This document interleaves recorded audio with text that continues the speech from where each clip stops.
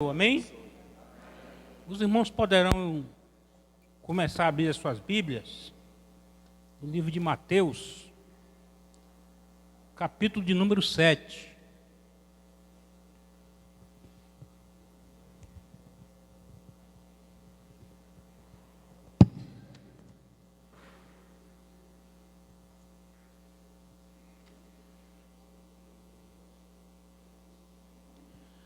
Sete 24.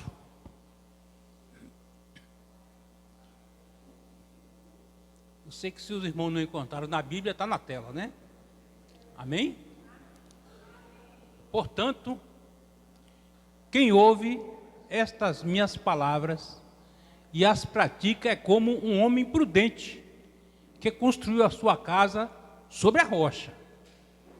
Caiu a chuva, transbordaram os rios, sopraram os ventos e deram contra aquela casa, e ela não caiu, porque tinha seu alicerce na rocha. Mas quem ouve estas minhas palavras e não as pratica é como um insensato, que construiu a sua casa sobre a areia. Caiu a chuva, transbordaram os rios, sopraram os ventos, e deram contra aquela casa, e ela caiu, e foi grande a sua queda. Quando Jesus acabou de dizer estas coisas, as multidões estavam maravilhadas com o seu ensino, porque ele as ensinava como quem tem autoridade, e não como os mestres da lei. Na minha Bíblia diz os escribas, né? Mestre da lei ou escribas. Amém, irmãos? Pode sentar. Irmãos amados, neste mês, o nosso tema é casamento. E eu resolvi fazer um comparativo entre a construção de uma casa e um casamento.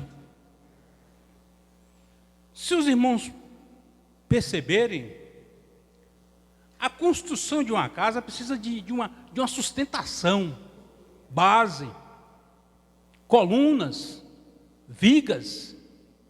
Se não for assim, a casa cai. A casa cai. O irmão Jonas está fazendo uma pequena construção que comporta até 2 andares, né, por cima do térreo. E eu passando ali, que é vizinho à minha casa, e vi abriu uma coluna, né? E profunda. Teve que botar uma escada para tirar a terra lá, quase de minha altura, né? E ali veio, botou as ferragens, né? E subiu aquela coluna, para a casa ter resistência. Então, meus irmãos, o casamento também precisa ter base sólida para continuar de pé. Se um casamento não tiver base, ele cai, ele tropeça, não resiste. Precisa ter amor, né? Que é a base fundamental para manutenção da vida conjugal. É tanto que 1 Coríntios 13:7 diz o quê? Tudo sofre, tudo crê, tudo espera, tudo suporta. É preciso, irmão, que haja perdão, né? Que a mulher perdoa, o homem perdoa, né? Que cuida, sempre deixa por menos as desavenças. Se não deixar por menos as desavenças, se os dois tiverem opinião, né? Aí a coisa cai, né? É tanto que eu ouvi um dia um rapaz contando uma piada, um caso. Diz que um tinha veneta, o marido tinha veneta, e a mulher tinha reveneta, dizendo que a reveneta é pior do que a veneta, né? E contando essa história lá no dentista, né? Todo mundo deu para sorrir, como os irmãos estão sorrindo, né? Eu sei que o casamento terminou acabado, né? Porque um tinha veneta e o outro tinha reveneta, dizendo que a reveneta é pior do que a veneta, né? Então, meus irmãos, então é assim, né? Então, 1 Coríntios diz que tudo sofre, tudo crê, tudo espera, tudo suporta, né? Então, muitas vezes, a gente sempre deixa para depois, por menos, as desavenças. Tem que ter carinho no casamento, na vida conjugal. É o termômetro de um relacionamento conjugal. E o marido, né, deve amar as vossas mulheres. Se não tivesse esse paralelo aí entre um e outro, o casamento vai abaixo, né, irmão? Cai o casamento. Irmãos amados, Jesus faz aqui um seminário e mostra como se constrói casas. Está aqui. Edificar casas sobre uma rocha não é o bastante. Não é o bastante, né? Ele diz que a casa sobre a areia, ela cai. Mas se eu for construir uma casa sobre a rocha e não tiver um bom pedreiro, não tiver um arquiteto e não tiver um mestre de obra, eu acho que essa construção também não tem muita firmeza, não. Um dia mesmo eu vi um pedreiro conversando e alguém disse: rapaz, essa parede aqui está fora do prumo. Olha o pedreiro. Isso aí tira no reboco. Irmãos, fica difícil, né, uma construção dessa, né? A parede empenada, fora do prumo, e o pedreiro disse que tirava no reboco. Então eu não fiquei muito satisfeito com aquele argumento, não, né? Mas é assim, né, irmãos? Então, independente de ter ferro bom, tijolo bom, cimento, madeira, precisa ter o pedreiro, precisa ter o arquiteto, o engenheiro e o mestre de obra.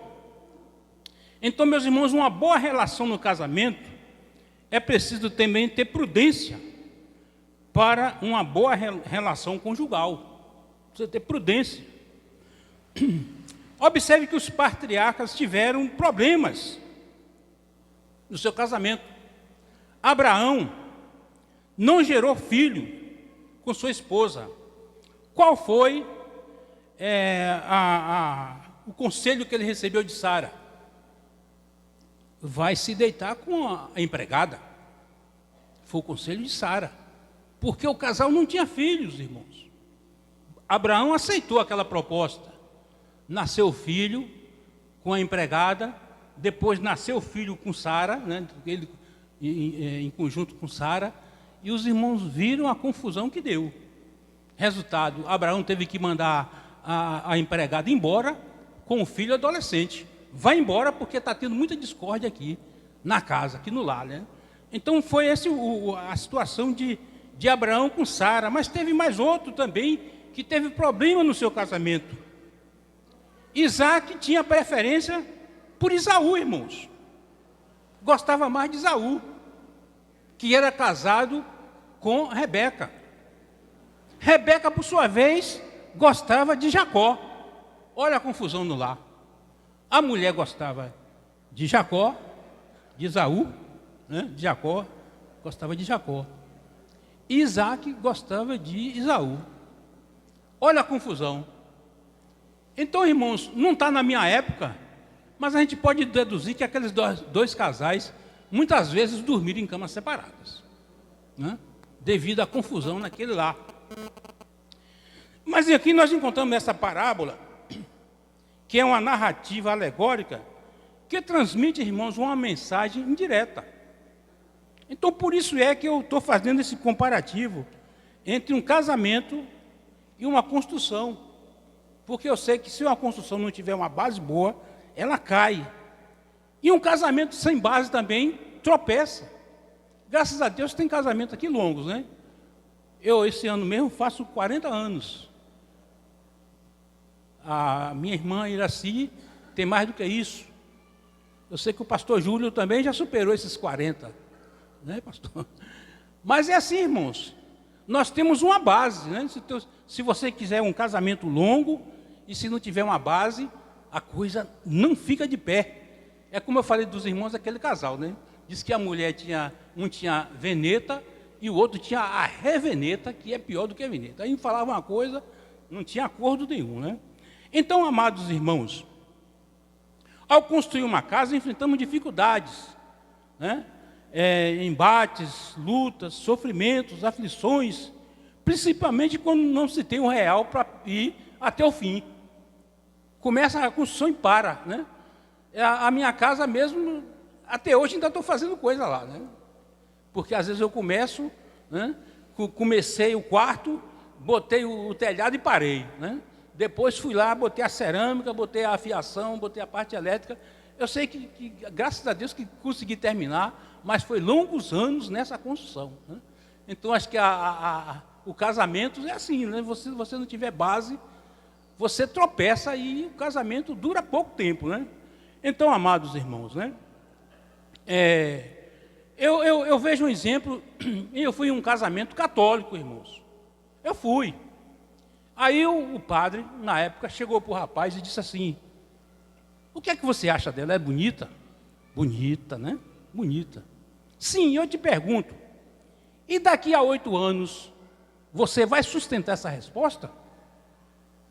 Daqui a 8 anos ela já teve um filho, amamentou, os seus seios caíram. Ela perdeu noite, amamentando, ela perdeu peso.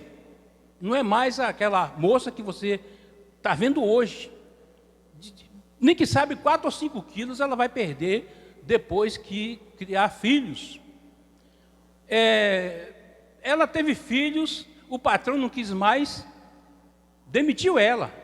A renda familiar caiu. Então são os problemas do casamento, irmãos. A renda familiar, a mulher perde peso, né? Fica com o rosto deformado. Então são várias situações que, se não tiver uma boa base, a coisa tropeça e cai.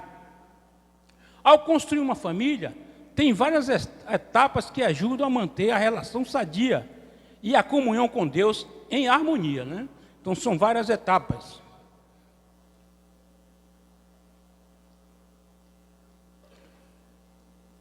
Meus irmãos, o serviço, uma das etapas, é o serviço na obra de Deus. Tem que ter esse serviço. Observe, os irmãos, que você está envolvido, sua esposa está envolvida. Se os seus filhos estiverem envolvidos, a coisa flui. Eu tenho uma atividade, Jó tem, Vitor tem, e se minha filha estivesse aqui em Jiquié, também ela ia ter uma atividade na igreja. Eu ia mesmo falar com a diretoria: irmão, bota a Léa para fazer alguma coisa aí, né? Nem que sabe anotar o nome dos visitantes domingo de noite. Ela vinha aqui para somente anotar o nome dos visitantes. Quem sabe fazer aquele trabalho que a Eliana fazia, né? Fazia o censo, né? Domingo de noite aqui tinha um censo aqui. Aí domingo de noite tinha quantos? 120. Aí tinha gente que brincava, né? Fulano foi no sanitário. Bota o nome dele aí no censo aí, que ele está lá no sanitário, né? Mas então tem que ter uma atividade, irmãos, né? Senão a pessoa fica ociosa e não quer vir para a igreja. Então eu aconselho que você tem que introduzir o seu filho em alguma coisa, né? Que espaço tem. Eu ouvi dizer que aquele pastor da igreja Lírio dos Vales, quando você chega lá, já tem uma atividade. É chefe da portaria, do estacionamento, não sei, né? Para ver o figurino, você vai trabalhar aqui como estilista. Vai aí bolando aí alguma farda, vamos mudar a farda. Tem que ter uma atividade, irmãos, que é para a pessoa se envolver, né? Então, é a área do serviço na obra de Deus, né? Tem o canto, tem a pregação, a ação social, ensino, liderança de grupo. Tudo é atividade que o seu filho pode fazer e se envolver no reino de Deus. Outra situação, irmãos, é a educação cristã. Provérbio 22:6 diz como: ensina a tua criança no caminho em que deve andar, quando ele envelhecer, não se desviará dele. Olha aí uma atividade, né? Olha aí, ensinar seus filhos no caminho do Senhor. Vou contar uma pequena historinha para os irmãos. Foi o irmão Wagner que escreveu essa história, e eu quero reproduzir para os irmãos o que é a pessoa não desviar do evangelho depois de adulto. Nos conta que lá na cidade de Souza, na Paraíba, tinha um sanfoneiro muito bom. E o forró corria solto na cidade de Souza, interior da Paraíba. E o povo alegre dançava e fazia festa. A bebida rolava à vontade, lá no forró, na cidade de Souza, na Paraíba. Zé Mutreta era o sanfoneiro afamado naquelas bandas, tocava que era uma beleza, gostava de desafio. Se me pedirem uma música e eu não souber tocar, pago uma cerveja. O sanfoneiro que dizia. O povo não conseguia vencê-lo. Zé Mutreta tocava tudo, o sanfoneiro. Numa noite daquelas, já cansado de tocar, com vontade de dormir, começou a questionar: será que sou feliz? Será que sou feliz? Nisso alguém gritou: tu sabe qualquer uma, seu menino? Sei qualquer uma, homem. Então toque, foi na cruz, foi na cruz. Essa tu não sabe porque é música de crente. Olha aí o desafio. Pois o Zé Mutreta tocou. Ó consegue eu andei, perdido vaguei, longe, longe do meu Salvador. Mas da glória desceu e seu sangue verteu para salvar um tão pobre pecador. Zé Mutreta foi cantando e tocando, lembrando-se da infância e da igreja, da escola dominical e dos conselhos do velho pastor. Não vá para o inferno, menino, converta-se a Cristo. Foi na cruz onde um dia eu vi meu pecado castigado em Jesus. E subitamente parou o povão que dançava, até acompanhava a letra. Parou também e olhou para o sanfoneiro, que chorava ajoelhado.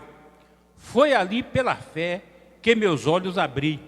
Zé Mutreta se levantou, enxugou os olhos e disse: e agora me alegro em sua luz.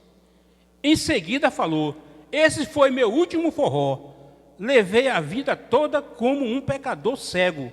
Esqueci as lições que aprendi na igreja, mas hoje eu me entrego a Jesus e vou segui-lo. E sei que serei feliz, finalmente. Acabou o Zé Mutreta. Daquela noite em diante, nasceu José Simão. Amém, irmãos? Então, foi a base do ensino que ele teve na escola dominical. Foi parar no forró, mas lá Deus resgatou aquele homem. Então é assim, irmãos. Vamos falar a palavra. Não esqueça de falar a palavra, né? Então é uma situação, irmãos, né? Outra situação também é a sabedoria. Temos que ter sabedoria para manter um casamento. A mulher sábia edifica a casa, mas a tola destrói, irmãos. A mulher sábia edifica a casa. Eu estive pregando aqui outro dia e eu falei sobre a vida de Nabal. Eu acho que os irmãos estão lembrados dessa pregação. Nabal, homem tolo, ganancioso, boas maneiras, zero. Teve a oportunidade de retribuir o favor que Davi lhe fez. Muitas vezes cuidou do seu rebanho e disse não. Não para Davi. Disse não. Quem é Davi e quem é o filho de Jessé? Quem é Davi? Estava condenado à morte. Porém, entra a mulher. Abigail vai na frente e conserta tudo. Foi castigado Nabal pelo próprio Deus. E todos os irmãos viram o relato daquela história.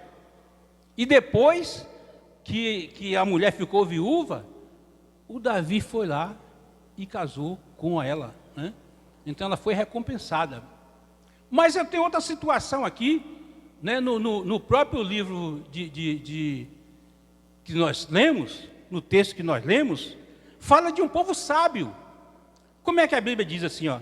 E sucedeu que, concluído Jesus esse discurso, a multidão se admirou da sua doutrina, porquanto os ensinava como autoridade, e não como os escribas. Jesus ensinava com autoridade e não como os escribas. Quem eram os escribas, irmãos? Eram profissionais que tinham a função de escrever textos, registrar dados numéricos, redigir leis, copiar arquivos e informações. Eram conhecedores da lei e não viviam a palavra na prática. Pessoas sábias eram os escribas, os doutores da lei, mas não viviam a palavra. Meus irmãos, vamos viver a palavra, porque a palavra transforma. A palavra é poderosa. Eu me lembro, irmãos, que há muito tempo, a igreja tinha um programa no rádio, e eu fui convidado um dia a fazer esse programa. O programa era 15 minutos. Eu dividi o tempo, né? Falei, bom, aqui eu vou levar 2 hinos, eu calculei o tempo, faço os avisos que tem da igreja no programa do rádio, era Rádio Baiana de Jiquié. E vou levar uma mensagem de 5 minutos. Acho que eu fiquei 6 minutos. Irmãos, passou, né?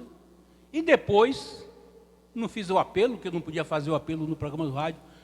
Não é que um dia uma pessoa me procurou e disse, olha, naquele dia que tu falou tal assunto, e esse assunto, eu estava desviado do Evangelho. E voltei para a glória de Deus, né, irmãos? Então é assim, irmãos. A palavra é poderosa, né? A palavra é poderosa. Outra situação também, irmãos, que a gente deve ter é a prática da oração. Porque o casal tem que ter essa prática da oração. Os filhos de Jó faziam banquetes. Ele oferecia sacrifício pelos filhos. Quem sabe se não pecaram? Quem sabe se não pecaram? É comum nas casas ter sala de televisão, né? Na minha casa mesmo, não é muito grandiosa não, mas tem lá uma sala só com a televisão e um sofá. Mas, irmãos, eu desconheço poucos crentes que dizem assim, na minha casa tem uma sala de oração. Eu vi contar um representante de uma pessoa que tinha um mercadinho, ele disse, irmãos, eu já sei a hora que a mulher ora. Interessante que ela escolhe para orar 8h30 às 9, né? De 8h30 às 9. Às vezes um dia ele chegou no estabelecimento dela e disse, não, ó, ela agora não pode atender não, está na oração. Ele deu uma volta, chegou, era 9h15, a mulher lhe atendeu. Então eu fiquei assim, interessante, né? A mulher tinha aquele compromisso de 8h30 às 9, um horário comercial. O representante foi lá e não pôde ser atendido, porque a mulher estava orando, irmãos, né? O rapaz me contou essa experiência e eu fiquei, assim, interessante, né? Eu achei interessante a situação daquela mulher. Então, irmãos, a sala de oração, né? Que poucas pessoas têm, né? Irmãos, eu sei dizer que a gente deve deixar um bom legado para os nossos filhos. Um bom legado. Olha, irmãos, existe um bilionário no mundo. Eu sei que os irmãos aí que andam envolvidos com informática sabem. É o Elon Musk. Esse homem, irmãos, tem uma fortuna de mais ou menos 180 bilhões de dólares. Ele é formado em economia e física. E dizem que ele é o primeiro que teve a montadora de carros elétricos. Esse Elon Musk, um homem novo ainda, acho que tem menos de 50 anos. Mas, porém, tem uma notícia triste, irmão, sobre esse homem. Olha, irmãos, o seu filho entrou com um processo para retirar do seu nome esse Musk. Que coisa triste, irmãos. Um homem multimilionário, bilionário. Ele veio até aqui no Brasil, no governo passado, ele veio aqui visitar o presidente. Esse homem, né? esse Elon Musk. Né? Agora, irmão, veja que tristeza. Eu tenho um sobrenome Alves, né? Imagine que tristeza eu saber que o meu filho ou a minha filha entrou com um processo para retirar esse Alves do seu nome. Não é uma tristeza, irmãos? Então, não vamos deixar um legado negativo para os nossos filhos, para aquelas pessoas que nos conhecem. Vamos deixar um legado positivo. Amém, irmãos? Então, irmãos, eu encerro aqui essa palavra, né? Esperando que os irmãos, né, venham construir uma base sólida, né? E que seu casamento dure por longos anos, né? Que tenha a companhia de outros irmãos, né? Orando, intercedendo, para que você seja um exemplo diante dos infiéis, né? Amém?